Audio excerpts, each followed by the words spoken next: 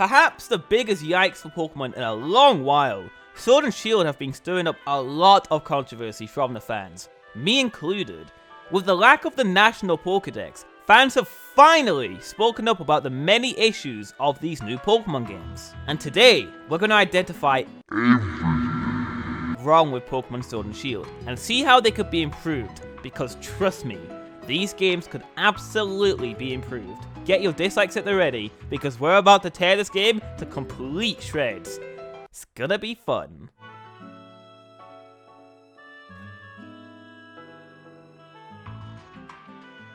The National Pokédex is of course the #1 issue you've all most likely heard of already.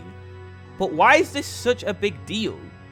Well, apart from the fact that their excuse was abysmal, we'll talk about this later on, there's really just no logical excuse as to why it's not here. If all of the Pokemon can fit on Nintendo 3DS games, then why in the hell can't they fit on the Nintendo Switch? Sure, there's going to be maybe 100 new Pokemon in the game, but we're working with a lot more space and with a lot more powerful hardware. Look at how much data games like Super Smash Bros. Ultimate has to store. Do you see them cutting items or characters from the game? Breath of the Wild is quite possibly the biggest game ever made, using a wide range of textures and complex models for the big bosses like Calamity Ganon. So why is it that that game looks leagues better than what Pokemon Sword and Shield could possibly dream of being? Limiting the amount of Pokemon in the game just doesn't make sense. It's not like they're all being loaded at once. They're stored, and then once you encounter them, they are then loaded into the game. It's about the data and how much the cartridge can store from what I can gather. But even still, using another example in the form of Xenoblade Chronicles 2, that game is gigantic and has to store so many variables, and yet, it still looks better than Sword and Shield. I bring this all up as a lot of people are holding on to the fact that there are too many 3D Pokemon models and animations to store on the cartridge, which explains things like poor graphics and the National Pokédex limitations. But I just don't think this is the case. At all.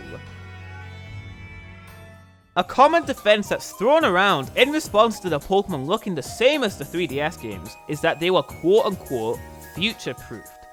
If that's the case, then why can't we fit all of the models onto a Switch cartridge? I'd have to imagine that the 3DS and Switch models both hold a similar number of polys, and they all managed to fit just fine onto a 3DS cartridge. So what's the excuse here? Unless all of the new Pokemon hold an extremely high amount of polys, this is just inexcusable. And do we even need to talk about the animations? Very short animation cycles, as well as completely reused animations from the 3DS games.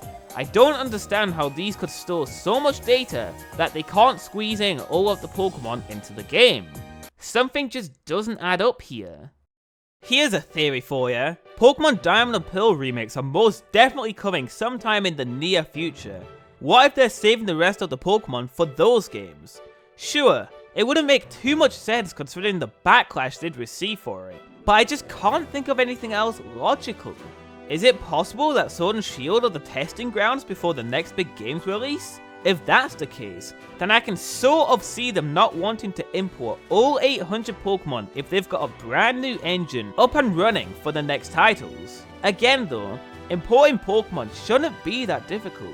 If they were redoing all of the 3D Pokemon models to have much more expressive animations and a greater number of polys, then I could definitely understand this issue. But with a game as underwhelmingly meh looking as Sword and Shield, I'm just lost for words on how they screwed this up. Maybe there's hope though, and just maybe they'll update the game to support all Pokemon. But with the lack of innovations the Pokemon Company have made lately, I just don't see this as a genuine opportunity. With all that said though, I'm sure there's an underlying strategy here, because if not, this is one of the dumbest decisions I've ever seen a company make, ever. We'll see soon enough though if this amounts to anything, but in the meanwhile, continue spreading the word on this and absolutely do not let this slide, because it's a feature that should have been in the games to begin with, no questions asked. Oh, but there's more issues here.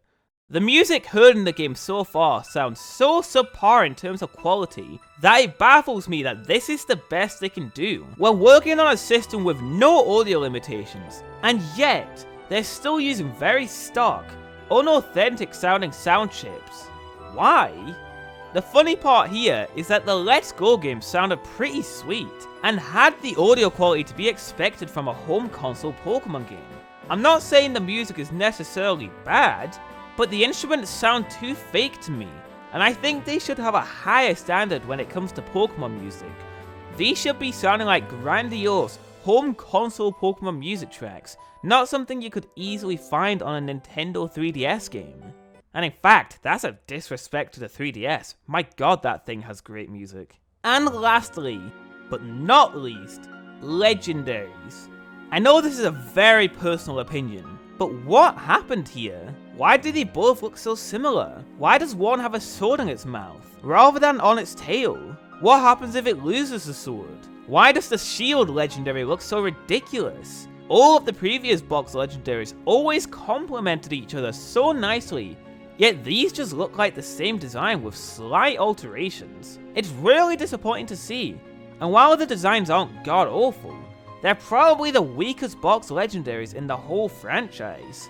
If anything, these would fit more of a pseudo-legendary role, or as part of the trio like the legendary dogs, not the main legendaries of the whole game.